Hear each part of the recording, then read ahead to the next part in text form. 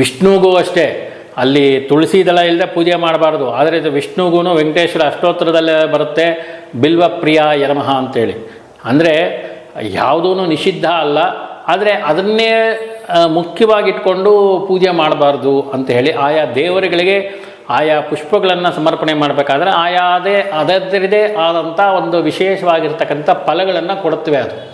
ಅದು ವ್ಯತಿರಿಕ್ತವಾಗಿ ಆಗಬಾರ್ದು ಅನ್ನೋ ಕಾರಣಕ್ಕೋಸ್ಕರ ಈ ವಿಚಾರವನ್ನು ಹೇಳಿದ್ದಾರೆ. ಅಂದರೆ ನಾನು ಯಾಕೆ ಈ ವಿಚಾರವನ್ನು ಹೇಳ್ತಾ ಇದ್ದೀನಿ ಅಂತಂದರೆ, ಈ ದಾಸವಾಳ ಹೂವು ಇದೆಯಲ್ಲ, ಇದು ಶತ್ರು ಬಾಧೆ ಇರತಕ್ಕಂಥವರು ಶತ್ರುನಾಶಕ್ಕೋಸ್ಕರ ದಾಸವಾಳ ಹೂವನ್ನು ಭಗವಂತನಿಗೆ ಏರಿಸ್ತಾರೆ.